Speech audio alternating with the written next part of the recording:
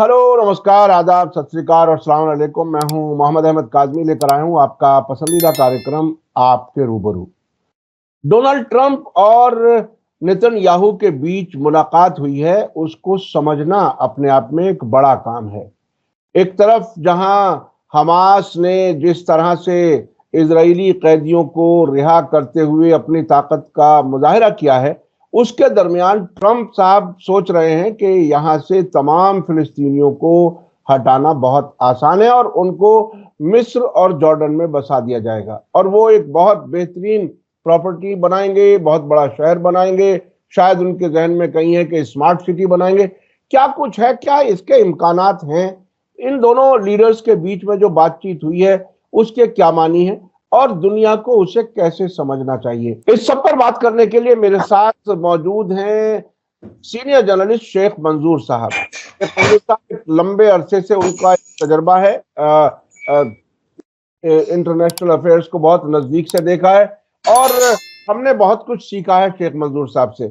शेख साहब, ये बताइए कि ये जो दोनों लीडर्स की मुलाकात हुई है ऐसी हालत में जबकि नेतन्याहू अपना जहाज उस रूट से बचते हुए उड़े हैं जहां उन्हें गिरफ्तारी का खतरा है, और वहां जाकर के वो ऐसा लग रहा है कि शेर हो गए और उन्हें लगता है कि गाजा पूरी तरह से साफ हो जाएगा। क्या कुछ लगता है आपको? देखिए, ये जो ट्रंप का जो नया प्लान है, ये जो कहता है कि मैं गाजा को टेक ओवर करूंगा, ये बहुत डेंजरस और शॉकिंग है। उस वक्त जब ऑलरेडी आप देखेंगे पिछले 1.5 साल से मिडल ईस्ट में पहले ही बहुत सारे जो है प्रॉब्लम्स रहे हैं। कॉन्फ्लिक्ट इतना रहा है कि तबाही हो गई है गाजा की। इसके अलावा लेबनान और जो चेंजेस आए हैं सीरिया में, सारे हालात को मद्देनजर रखकर रीजन ऑलरेडी वोलाटाइल है। और जो ये अब प्लान करता है, अगर मुझे फोर्स भी अपने अमेरिकन ट्रुप्स भी भेजने पड़ेंगे वहां पर टेक ओवर करने के लिए, न सिर्फ शॉकिंग है, ये सारे मिडल ईस्ट को तबाही और बर्बादी की तरफ ले रहे हैं। समझ में नहीं आता है। एक तरफ जो है ये पहले कहा कि मैं पीस की बात कर रहा हूं और आए दिन जो स्टेटमेंट चेंज कर रहा है। आज भी ये कह रहा था कि इसके नेतन्याहू के साथ बातचीत के बाद उसने ये कहा मैं इनको बाहर सेटल करूंगा और मैं रिडेवलप करूंगा। ये कौन, जबकि पहले ही न सिर्फ इजिप्ट और जॉर्डन ने इसको रिजेक्ट किया बल्कि अरब लीग ने भी किया। आज यहाँ तक सऊदी अरब के फॉरेन मिनिस्टर का बयान आया, वो सवाल ही नहीं है कि हम इजराइल को तस्लीम करेंगे उस वक्त तक जब तक ये 2 स्टेट फार्मूला को एक्सेप्ट नहीं करेगा। ऑस्ट्रेलियन प्राइम मिनिस्टर ने भी कहा 2 स्टेट फार्मूला ही है। ये जो ये नई बातें कर रहा है, नए शोशे छोड़ रहा है, इससे जो है ऑलरेडी तबाही की तरफ हम बढ़ रहे हैं। और कभी किसी को धमकी, ईरान को कहा कि वो अगर असैसिनेट मुझे करेंगे तो खत्म होगा। क्यों वो करेंगे? कई किस बिना पर इसने कहा कि वो एक साजिश बना रहे हैं कि उसको असैसिनेट करने की? ये इसके जो है टेंट्रम्स है, उसके जो ये तरीके हैं, इससे वो जो है सारे दुनिया में जो है तबाही और ये जो इंस्टेबिलिटी कर रहा है, इसको फरोग दे रहा है। या इसमें इसका अपना फायदा है। इससे लगता है कि इन हालात को पैदा करके उसके लिए एक अच्छी, यानी कि वो इमर्ज हो जाएगा most strong and powerful person in the world, जो वो चाहता है। लेकिन इसके साथ ही इसको ये पता नहीं है कि इससे जो सारे दुनिया में अगर उथल पथल हो, ये समझेगा कि अमेरिका उससे सेफ रहेगा, नहीं रहेगा। ये इसको भी है। जब वो टैरिफ लगाता है तो दूसरे मुल्क भी लगाते हैं, तो रेसिप्रोकल है। अभी देखिए, पहले उसको कहा कनाडा और मेक्सिको को लगाया, 2 दिन के बाद ही उसने कहा नहीं उसमें पास देंगे, 1 महीने देखेंगे, फलानी चीज नहीं उसको भी आप करेंगे। ऐसा क्या इसके, या तो इरेटिक उसका सोच है जिसका हम किसी के पास कोई जवाब ही नहीं है। और कहता है मैंने कुछ एलाइज के साथ बात भी की है जो इस सोच को सही समझते हैं। क्या ये ग्रेटर इजराइल के प्लान को परस्यू कर रहे हैं, पुश कर रहे हैं? और इसमें नेतान्याहू पहले से ही ऐसी बातें कह रहा था। अब जब उसका दोस्त जो आ रहा है वो इस पर बोस्ट कर रहा है कि वो पहला फॉरेन डिग्निटरी है जिसने ट्रंप के साथ मुलाकात की, और न इसने उस वक्त भी जब पहले टेनर में इसने जो है एम्बेसी और मिशन को भी वहां पर किया है, वो इसको बोस्ट करने की कोशिश कर रहा है। उसने कहा इसने अब्राहम अकार्ड भी किया ताकि इजराइल के लिए वो बहुत सूदमंद और फायदामंद साबित हो सकेगा। ये सारी चीजें एक तक कंट्री के लिए, अगर आप 100 कंट्रीज को यानी कि अनॉय करोगे, उनमें बदमजगी, उनमें जो प्रॉब्लम शुरू करोगे, जो रिजेंटमेंट हो जाएगी, क्या ये दुनिया के पीस के लिए अच्छा है? ये कभी भी अच्छा नहीं है। एक तरफ ये दुनिया ने पिछले 75 सालों से ये मान लिया है ये फलस्तीनियन लैंड है। यूनाइटेड नेशंस के दर्जनों ऐसे रेजोल्यूशंस है जिसमें कहा गया है कि फलस्तीनियंस को अपने लैंड में अपनी हुकूमत बनाने की इजाजत होनी चाहिए।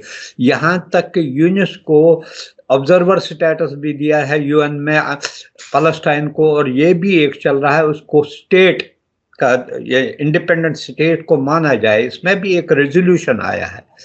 ये अगर ऐसा कर रहा है, ये नलिफाई कर रहा है दुनिया की जो मेजॉरिटी कहती है उसके जज्बात, उसके सेंटिमेंट्स को ये नलिफाई करने की कोशिश कर रहा है।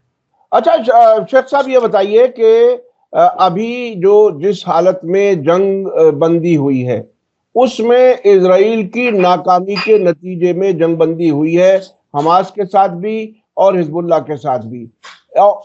उधर यमन के हूती अंसारुल्लाह के हमलों को और उसकी ताकत को खुद पेंटागन के लोगों ने कबूल किया है, तस्लीम किया है कि हम सेकेंड वर्ल्ड वॉर के बाद सबसे ज्यादा खतरनाक हालत में वहां पर रेड सी में। इतनी ताकत जो बाइडेन ऑलरेडी झोंक चुके इस इलाके में, ट्रंप के पास ऐसा कौन सा वो नुस्खा है, कौन सी और बड़ी ताकत है जिसको वो यहाँ लगाने की बात करते हैं, जबकि वो make America again first again वो कैसे पूरा हो पाएगा? देखिए, ये बुलियिंग टैक्टिक्स है। ये लोगों को, छोटे छोटे मुल्कों को डराने धमकाने की कोशिश कर रहा है। किसी पर टैरिफ लगाता है, किसी को कहता है मैं टेक ओवर करूंगा, किसी को कहता है अभी साउथ अफ्रीका पर नए आप वहां पर जो है वाइट्स के खिलाफ जुल्म कर रहे हैं। इंडिया में आज ही एक जहाज आने वाला है जिसमें 200 के करीब जो है इलीगल इमिग्रेंट्स जिन्हें वो कहा जाता है उनको भेज रहा है। अमृतसर वो जहाज आ रहा है, और ऐसे ही वो कहते हैं 18,000 के करीब है। ये हर तरफ ये दिखाना चाहता है बुलिंग, ताकि लोगों को, एक जो बड़ा पहलवान होता है वो छोटे छोटे लोगों को, छोटे छोटे जो पहलवान है उनको डराता है, धमकाता है। कुछ इसमें ये होता है, छोटी कंट्रीज जो होते हैं वो कम भी होते हैं प्रेशर के तहत। लेकिन ऐसे भी अगर आपने देखे, यूरोपियन यूनियन ने इसको क्लियर भी कहा, या कनाडा ने उसने कहा अगर आप 1 लगाओगे मैं 10 लगाऊंगा। और इसके बाद ही उसने उन पर फोन पर बातचीत की और कहा कि नहीं, मैं 1 महीने के लिए इसको यानी कि पास दे रहा हूँ। ऐसे ही यूरोपियन यूनियन ने भी इसको कहा, फ्रांस ने कहा है। दूसरे ये देखता है कि मैं किस हद तक जा सकता हूं। लेकिन ये एक डेंजरस ट्रेंड है, इससे नहीं है। आप देखिए, जब से वो आया है ट्रेड ये जो है, इकोनॉमी जो है वोलेटाइल हो गई है। इसकी वजह से नहीं है, उसमें स्टेबलाइज करने में टाइम लगेगा। अच्छा, इस सब में कौन सी ऐसी फोर्सेस हैं जो इसको ये करा रही हैं और किसका इसमें फायदा है? ये पूरी दुनिया को एक तरह से उथल-पुथल कर, आपको देखना है पहले ही है, ये एक्सट्रीम राइट है, उसके जो आइडियाज है रेडिकल आइडियाज है इसके। प्राइम मिनिस्टर ये जो है उसने हमेशा इसकी कैबिनेट के निस्फ से ज्यादा जो लोग है वो प्रो इजरायली है, और प्रो इजरायली भी ऐसे नहीं है कि वो रेडिकल इजराइल यानी कि सपोर्ट रख जाते हैं। यहाँ तक उसका जो एम्बेसडर बनाया वहाँ पर US secretary of state United Nations ने, जो इनकी परमानेंट रिप्रेजेंटेटिव है, वो इस आइडिया को प्रमोट करने में इसको वो भी कर रहे हैं, प्रमोट कर रहे हैं। और खुद भी ये पहले से भी ऐसा था ये ऐसी बात नहीं है कि इसका ये नया है, इसने एक नया चैप्टर खोला है। पहले अब्राहम अकॉर्ड में एक चैप्टर खोला जिसमें फलस्तीनियंस को अपने राजधानी जो उनका जो दारुल खुलाफा था ईस्ट जेरूसलम, इससे बेदखल किया गया अपने हिसाब से। अब ये नया चैप्टर खोल रहा है कि मैं गाजा को टेक ओवर करूंगा। अगर गाजा को टेक ओवर, फिर आजकल आप देख रहे हैं कंटिन्यूसली वेस्ट बैंक पर हमले किए जा रहे हैं। ये अच्छा, ये भी आज ट्रंप ने कहा कि ये जरूरी नहीं है सेकंड फेज हो जाएगा, चीज फायर हो जाएगा। गोया ये इस चीज को हवा देने की कोशिश कर रहा है। जिन लोगों ने प्रेशराइज करके नेतान्याहू या उसके कैबिनेट को मजबूर किया है सीज फायर, उनको कहता है कुछ अड़चने इसमें लाइए ताकि ये ना हो, और इसके लिए ये बहाना बनेगा। एक अगर यही जो बात हम कर रहे हैं, क्या इससे पीस जो अमेरिका कहता है इकोनॉमी इसकी ठीक हो जाए, क्या ठीक हो जाएगी जब उसको आर्म्स एम्युनिशन सारा कुछ, Israel totally dependent on America है इसकी इकोनॉमी पर, इसके जो मिलिट्री एड जो दिया है, क्या फिर तो उन्हीं को वार लड़ना है? ये प्रॉक्सी वार लड़ रहा है इजराइल अमेरिका पैलेस्टाइन में या मिडल ईस्ट, जहां भी जो उस कंट्री के साथ लड़ रहा है। क्या इससे मकसद क्या हासिल होगा?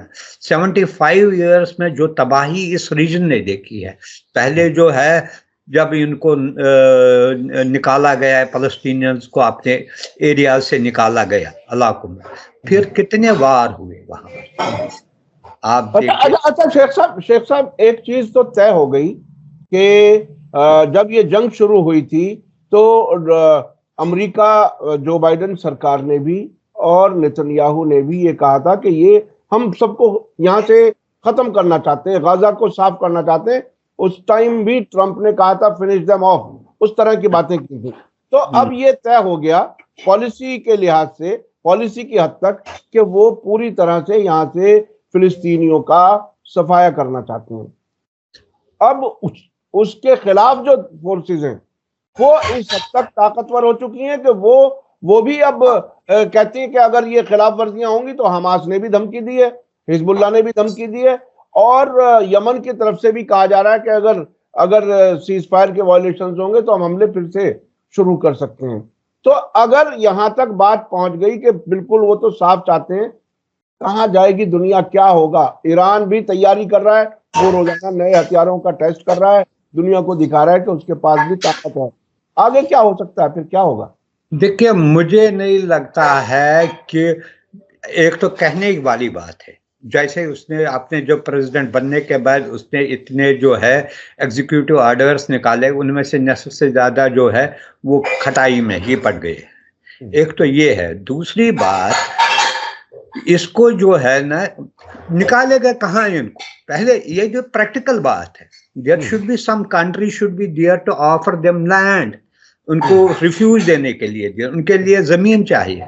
कौन देगा इनको? अगर इतना उसको ये जो है, इतना वो इजराइल का ये जो है हिमायती है, अमेरिका ले अपने इनको वहां सेटल करे, वहां से लोगों को निकालता है और प्लेन लोड्स भर के आते हैं, चाहे इंडिया या दूसरे कंट्रीज में, उनको लेता है। अगर इतना मोहब्बत है इजराइल के बारे में, क्यों लेंगे? कौन सी कंट्री देगी? जॉर्डन के पास पहले ही मैंने कहा तकरीबन 28 लाख है, 2-2.5 लाख इजिप्ट के पास है, लेबनान के पास है, सीरिया में तकरीबन 24-25 लाख, एक कॉलोनी ही है दमस्कस में जो जिसको फलस्तीनियन एरिया कहते हैं। कौन लेगा इनको? यहाँ पर 30-40 हजार जो माइग्रेंट्स है, जो रिफ्यूजीज है, उनको लेने को कोई तैयार नहीं है। इट इज नॉट कि यहाँ पर आप देखिए रोहिंग्या जो है तकरीबन 9 या 10 लाख लोग जो बांग्लादेश के, कौन से पैथेटिक कंडीशन में रहते हैं, और उनको एक जज़ायर नुमा एरिया में उनको किया है आइसोलेट। वहां पर उनके लिए पानी, बड़ी डिफिकल्टीज है उनको।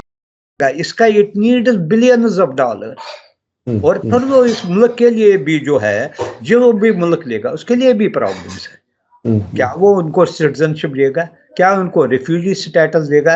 क्या उनको आइसोलेशन में रखा जाएगा? ये चीजें जो है या कहने और करने में बहुत फर्क होती है।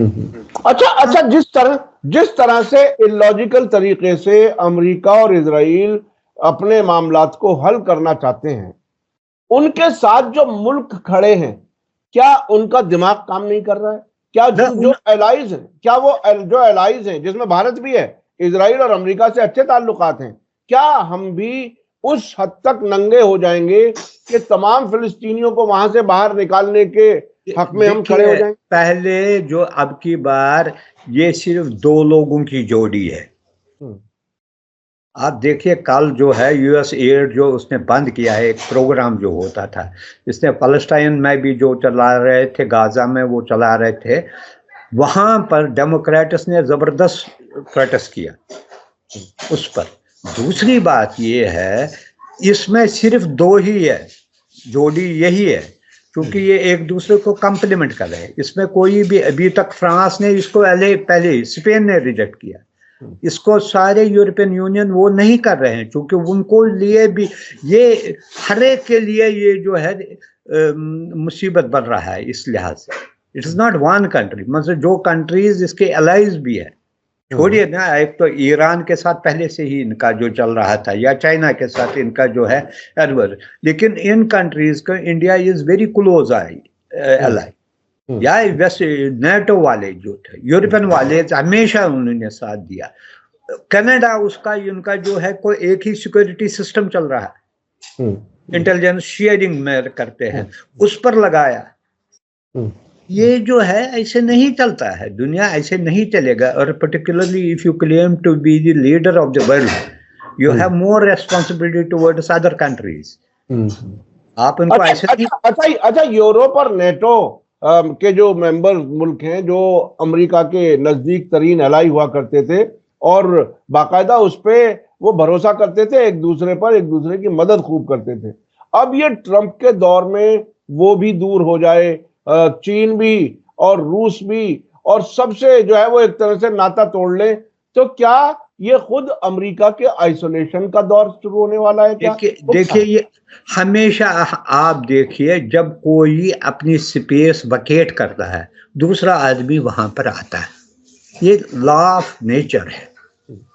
ये जो है, हो सकता है कुछ कंट्रीज नहीं करेंगे, gradually you are providing space to China and Russia to take over that, जो बहुत कंट्रीज रिलक्टेंटली एक्सेप्ट भी करेंगे इसके, लेकिन अंदर से वो चाहते हैं। अगर आपने देखिए इसकी एक एग्जांपल है सऊदी अरब और अरब कंट्रीज, दूसरे गल्फ कंट्रीज, जब उन्होंने $350 बिलियन का ये किया और उनके साथ थोड़ा बहुत यानी कि फोर्सबली उनसे करवाया, क्योंकि उनमें इतनी क्षमता नहीं थी कि वो करते, वो फिर उन्होंने लुक ईस्ट पॉलिसी की तरफ बढ़े। उन्होंने चाइना की तरफ से भी जो है, चाइना के साथ भी एग्रीमेंट्स किए, उनके साथ भी तकरीबन 60 बिलियन डॉलर्स के करीब रशिया के साथ किया। वो दूसरे रास्ते भी ढूंढते हैं कि जहां उनको किसी हद तक सेफ्टी हो जाएगी। आपने देखा, इनको पता था यूरोपियन यूनियन को, चूंकि पहली बार जब ट्रंप आया उसने नेटो से विड्रा किया और उनको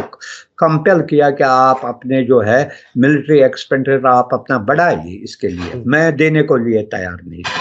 अगर देखा जाए, यूक्रेन हो या नेटो के जो दूसरे कंट्रीज, वो अमेरिका का लेयर यूक्रेन में वार लड़ रहे हैं रशिया के खिलाफ। उनको क्या है, उन्होंने इतना पैसा दिया है, या अमेरिका ने भी पैसा दिया, या अमेरिका अपनी बका और अपना जो दिखा रहा है कि दुनिया का टॉप नंबर 1 कंट्री है इन दिस यूनिपोलर वर्ल्ड में, उसके लिए लड़ रहे हैं वो खुद यूरोप के लिए बड़ी मुसीबत बनी है ये जंग। ऐसी भी खबरें आनी शुरू हुई कि यूरोप के मुल्कों में लोगों ने एक वक्त का खाना स्किप करना शुरू कर दिया, इतनी महंगाई वहां पर है, मुसीबत में है वो लोग। तो ये अमेरिका की दोस्ती, देखिए एक जनरल एक परसेप्शन कुछ लोगों का है, जिसमें कहा जाता है कि अमेरिका के जो दोस्त होते हैं वो अमेरिका पहले उन्हीं को खाता है। हमने अब से पहले कई मुल्कों को देखा है, सद्दाम हुसैन का इराक देखा, कई और मुल्क देखे। तो क्या ये अब यूरोप को एक तरह से यूरोपीय मुल्कों को नुकसान पहुंचाने, उन्हें देखिए उनको इतना नुकसान नहीं पहुंचेगा जितने छोटे छोटे कंट्रीज को हो जाएगा। एक्चुअली उनका एक यूनिट है तकरीबन, जिसमें जो है यूरोपियन यूनियन 20-21 कंट्रीज की एक जो है कन्फेडरेशन जैसी है, एक उनके फोरम है जो आपस में भी ट्रेड कर सकते हैं। और वहां पर भी जो है खासकर जर्मन, फ्रांस और बड़ी कंट्रीज जो है वो economically they are number first. अगर देखेंगे जर्मन, फ्रांस और इंग्लैंड हम फर्स्ट 5 कंट्रीज में ये आते हैं, 5-6 कंट्रीज में आते हैं।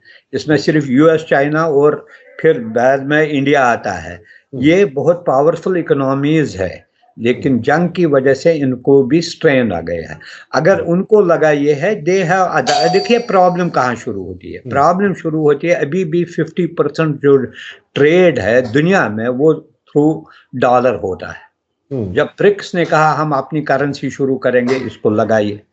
इससे पहले यूरोपियन यूनियन ने ऑलरेडी यूरो शुरू किया है। यूरोपियन यूनियन जो हालांकि बहुत कोशिश कर रहा है टर्की उसका मेंबर बनने के लिए, उसने बहुत सारे कंसेशंस भी दिए अभी नाटो में कुछ कंट्रीज को एडजस्ट करने के लिए, लेकिन अभी तक उसको नहीं बनाया उन्होंने मेंबर। हालांकि वादा तो किया है। यूरोपियन यूनियन एक बड़ा यानी कि एज ए ट्रेड पार्टनर के हिसाब से बहुत बड़ी ट्रेड मंडी है। इंडिया, चाइना के साथ मैक्सिमम जो ट्रेड है नंबर 1 या 2 में वही लोग आते हैं। एक गल्फ कंट्रीज है, यूरोपियन यूनियन है, अमेरिका है, ब्रिक्स है, जो बड़े बड़े ट्रेड पार्टनर्स है। वो अगर उनको भी लगा कि ये ऐसी पॉलिसीज एग्रेसिवली परस्यू करेगा तो they will also divert to other. अच्छा, उनके प्रोडक्ट्स भी बड़े हाई क्वालिटी प्रोडक्ट मशीन्स में है, हेवी मशीनरीज में, मेडिकल इक्विपमेंट में है, तो ये फिर अपने लिए ही ये अपने आप को आइसोलेट करता है। फिर बहुत टाइम लग रहा है। जब पिछली बार इसने पेरिस अकॉर्ड से निकला तो फिर बाइडेन आया, फिर खो गया। अच्छा, ये जो है ये चीजें जो है इनको आइसोलेट करेगा, बजाय अपना एक तरफ चाइना साइलेंटली अपना इन्फ्लुएंस बढ़ा रहा है।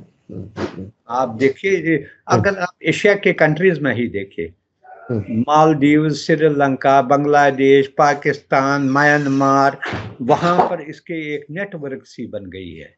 और इसके अलावा आप देखिए अफगानिस्तान में उसने बहुत सारे एग्रीमेंट्स किए हैं, ईरान के साथ है, सेंट्रल एशिया के साथ उसमें मैक्सिमम कारोबार जो है रशिया के साथ वो रूबल और रियान में होता है। ये चीजें, और मिडल ईस्ट में भी उसकी अच्छी खासी आप पकड़ है। अफ्रीका में जा रहा है, वो अमेरिका उसमें चांस दे रहा है उनको, जब वो विड्रा करेगा, एड ग्रुप्स में करेगा, WHO से करे। ये प्रोग्राम्स ऐसे थे जिसके जरिए वो अपना इन्फ्लुएंस इन कंट्रीज में रखा था। WHO का प्रोग्राम था, उसमें इम्यूनाइजेशन होता था, हेल्थ कैंप, कहीं जो वबा होती थी, कहीं कुछ प्रॉब्लम होती थी, वो वहां पर जाते थे। इससे एक इन्फ्लुएंस था। या USAID के दूसरे प्रोग्राम थे, कहीं लो कास्ट हाउसिंग का बनाते थे, हेल्थ एजुकेशन के प्रोग्राम बनाते। ये सारा जब आप विड्रा करोगे कौन आपको जानेगा? यानी वो महल में रहो, अपने 5 स्टार महल में रहो, तो फिर बाहर तो कोई नहीं है आपके साथ। यानी वो आइसोलेशन का रास्ता बनता जा रहा है, वो खुद ही कर रहा है ना, वो खुद ही कर रहा है। और देखिए अभी भी इस वक्त इस जंग के दौरान इजराइल का आइसोलेशन बहुत बड़े पैमाने पर हुआ है। यूरोप के ऊपर से जहाज उड़ाने से वो बचा है कि मुझे गिरफ्तारी ना हो जाए। तो ऐसी हालत में अमेरिका भी, डोनाल्ड ट्रंप भी अगर उसी रास्ते पर जाएंगे तो ये तो एक तरह से दोनों आइसोलेशन की तरफ और उनसे नफरत होनी शुरू हो जाएगी। इजराइल के खिलाफ तो नफरत दुनिया में जितनी आबे शायद कभी ना हो। नेतान्याहू का आपको पता है ऑलरेडी इसके ICC ने इसके खिलाफ जो है अरेस्ट वारंट जारी किए थे, और बहुत सारे यूरोपियन कंट्रीज ने कहा कि we will abide by its verdict, जिसमें ब्रिटेन भी शामिल। एक तो ये है। दूसरी बात जो है, नेतान्याहू के लिए एक ये जो है लाइफ लाइन मिल गई, जो अपने ही मुल्क में जिसके खिलाफ बड़ी जो चल रही है, यानी कि कैंपेन चल रही है, इसको हटाओ, इसको हटाओ, इसने तबाही की, उसको ट्रंप ने एक किस्म की लाइफ फ्रेश यानी कि लीज ऑफ लाइफ दिया, ये जो है, और वो क्यों ना इसके गिर गए। तो इसीलिए वो कहता है ये मैं इसका पहला ये इत्तेहादी है, ये मेरा बहुत क्लोज दोस्त है, बहुत वो दिन रात कल से यही कहता है जब से मीटिंग हुई है। लेकिन ये चीजें आपको देखना है कि वर्ल्ड पर्सपेक्टिव के हिसाब से क्या ये प्रैक्टिकल है, प्रैक्टिकल है।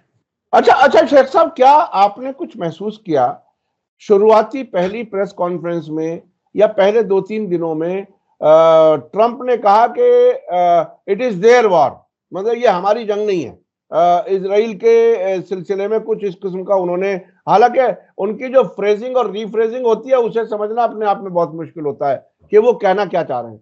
तो क्या इस हफ्ते 10 दिन में कोई इजराइल लॉबी ने कुछ खास काम किया है ट्रंप पर? कुछ लोगों का कहना है कि अगर आप देखेंगे ब्लैकमेलिंग, कुछ लोगों का कहना है कुछ वीडियो फोटो की ब्लैकमेलिंग भी हो सकती है।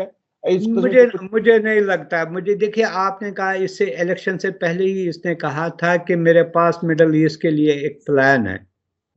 इसने उसकी जिक्र की है कि मेरे पास एक प्लान है। ये प्लान तो वही है, इस प्लान को इसने अनवील किया जब प्रेसिडेंट बने, उसके बाद इसने इसका एक हिस्सा अनवील किया। अब दूसरा हिस्सा क्या है अभी हमें पता नहीं है, वो इससे भी डेंजरस हो सकता है कुछ। ये उस प्लान का एक हिस्सा है जो इसके जो क्लोज अलाइज है, जिसमें प्रो इजरायली लॉबी भी शामिल है, इसके जो इसके रिपब्लिकन पार्टी के बड़े बड़े जो अहदेदार है उनका भी एक हिस्सा है, उसमें शामिल है। इन्होंने ये इनपुट्स दिए है और ये बनाया है, और अब ये इसको एक एक करके इस प्लान के फीचर्स जो है, साइलेंट फीचर्स, उसको बयान करने की कोशिश कर रहा है। इनमें से पहले ये, अब देखना ये है। अच्छा, एक ये भी था कि पिछली बार जब फोन किया उनको कहा कि आप लीजिए, जब उन्होंने रिजेक्ट किया उसके बाद फिर कहा।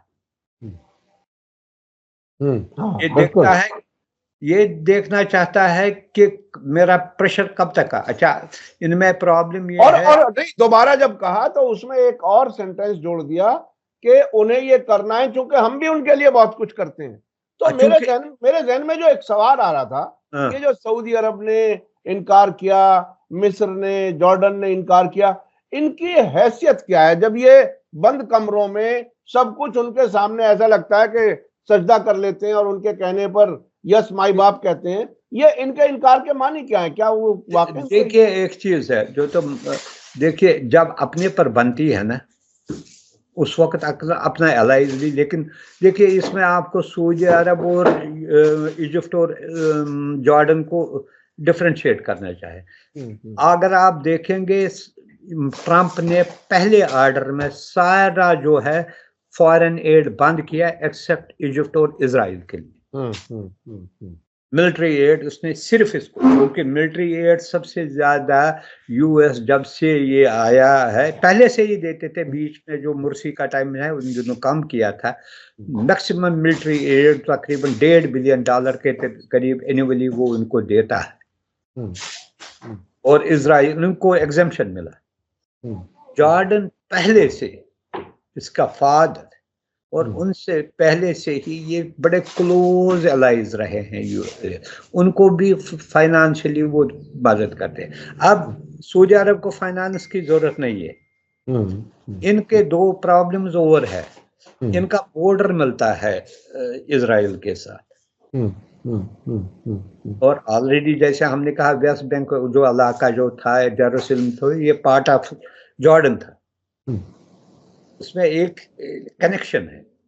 दूसरी तरफ सहरा जो है गाजा का ये जो है वो उसके रफा के साथ मिलता है, और यही एक प्रॉब्लम है जहां पर अगर वो भी कम से कमजोर भी हो जाएंगे लेकिन जब उन्हें पता है ये सुसाइड करने के बराबर है, वो एक्सेप्ट नहीं कर रहे हैं, रेजिस्ट कर रहे हैं। अभी तक हम कहेंगे रेजिस्ट कर रहे हैं, एक्सेप्ट की बात दूसरे किस हद तक रेजिस्ट करने की इनमें क्षमता है, it is to be seen. लेकिन उनके लिए प्रॉब्लम्स है।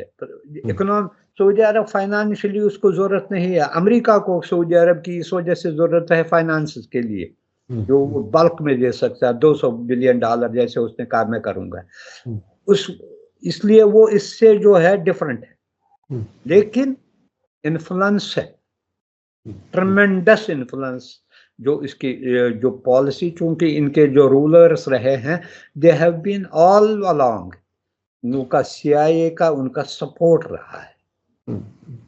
अब वो इसको, अच्छा दूसरी बात, उनको भी ये जो है ना, मैं इधर जाऊं या उधर जाऊं, सख्त मुश्किल में हूं, किधर जाऊं, दोनों तरफ मुश्किल है।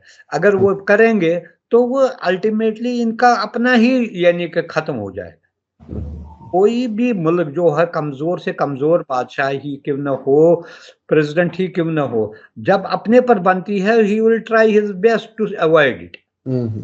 अच्छा शेख साहब, अभी ट्रंप जो गाजा के बारे में कह रहे हैं वो 2-3 बातें कह रहे हैं कि मिसाल के तौर पे पहले फेज में वो टेक ओवर करें, फिर उसको डेवलप करें, उसके बाद उसे इंटरनेशनल एरिया एक कोई बना दिया जाए। ये अभी ग्रेटर इजराइल की बात नहीं कर रहे। देखिए ये ख्याली पलाव है। आपने देखा है अभी जो एग्रीमेंट हुआ था लेबनान के साथ कि विड्रा करेंगे कुछ हफ्तों के बाद इजरायली फौज, वो डेडलाइन गई, अभी तक नहीं गए। ये किसने देखा कौन जाएगा फिर? ये जो है ट्रंप की भी है, this is his last term. ये जो प्लान का था इट इज 15-20 ईयर प्लान जिसकी ये बात करते हैं। जब वो निकालने कहाँ निकालेगा, उनके लिए वहां पर तो बनाना पड़ेगा structure. It will take 1 or more years, 2 years to construct structure. वहां पर उनको जो अगर टेंट ही बनाएंगे उनके लिए पानी का, वो देखिए फिलिस्तीनी इंसान हैं, उनके जज्बात हैं अपनी जमीन से मुताल्लिक। वो अपने घरों के मलबे पर जाकर के झंडा लहरा रहे हैं, वो जाने के लिए तैयार नहीं है। एक तो ये है, एक तो वो दूसरी बात, वो तो बेसिक है। दूसरा है कि अगर फोर्सबली किया भी, आपको पता है नेतान्याहू ने यही बात कही थी कि जब जंग शुरू हुई कि गाजा के लोगों को सनाई डेजर्ट में सेटल करने की कोशिश। ये नया ये कोई यानी कि हमें लगता है आज नए, अब दूसरा आदमी, उस वक्त अमेरिका ने भी साइलेंटली उस वक्त बाइडेन एडमिनिस्ट्रेशन से चुप किया, लेकिन जब वायलेंट रिएक्शन हुई दूसरी तरफ तो उसने चुप कर, नहीं ये प्रैक्टिकल नहीं है, ये वही प्लान है। उसमें थोड़ा मॉडिफिकेशन हो सकती है, इसका कोई दूसरा रूप होगा, लेकिन उसने पहले ही कहा इन गाजा लोगों को, गाजा में जो रहने वाले फलस्तीनी उनको सिनाई डेजर्ट में सेटल करना। अच्छा, बहुत ही दिलचस्प बात यह है कि जो जिस जमीन का मालिक है उससे पूछ नहीं रहा है और अपने आप जो चाहते हैं वो जो हम चाहेंगे वो कर लेंगे। मुझे लगता दुनिया, मुझे नहीं लगता ये इधर से उधर हो जाए, ये हो जाएगा। ये कैसे हो जाएगा? ये मुमकिन, ये जो है एक तो सेंटिमेंट है, सेंटिमेंट के अलावा है पैलेस्टाइन इज फॉर पैलेस्टीनियंस। बिल्कुल बिल्कुल, उसमें कोई दो राय ही नहीं। इसमें मैं नहीं कहता हूँ, ये यूनाइटेड नेशन के दर्जनों रेजोल्यूशन कह रहे हैं, इंटरनेशनल कम्युनिटी कहते हैं, जो इसके पैलेस्टाइन के मुखालिफ है, they have acknowledged it, so much so US has acknowledged it. इसको एक तो ये है, दूसरी बात ये जंग की तरफ ले रहा है। जैसे हमने कहा अब जंग जो चली, अभी भी उसमें जो आप जो है आप मिलिटेंसी को फिर से जन्म दे रहे हैं। अगर गवर्नमेंट्स नहीं करेंगे, जो आर्म्ड ग्रुप्स है वो इसके खिलाफ रेजिस्टेंस करेगा और कोई भी चीज सेफ नहीं रहेगा। हालात बद से बदतर होंगे, ऐसे इशारे दे दिए हैं ट्रंप ने। आने वाले वक्त में जो कुछ हालात होंगे हम बताने की कोशिश करेंगे। ये बात अपने आप में बड़ा मुश्किल है कि ट्रंप को समझा जाए और वो आखिर तक जो कुछ वो कह रहे हैं वो उसी पर वो स्टे करें, रुके, ये बड़ा मुश्किल बात है। बहुत बहुत शुक्रिया शेख मंजूर साहब, आपने हमें वक्त दिया। इसी के साथ मुझे दीजिए इजाजत, धन्यवाद, शुक्रिया, जय भारत, जय हिंद। मीडिया स्टार वर्ल्ड के और वीडियो देखने के लिए हमारे चैनल को सब्सक्राइब करें और सीधे नोटिफिकेशन पाने के लिए बेल आइकन दबाएं। और अगर हमारी खबर सच्ची और अच्छी लगे तो अपने व्हाट्सएप, इंस्टाग्राम, फेसबुक और ट्विटर अकाउंट पर जरूर शेयर करें।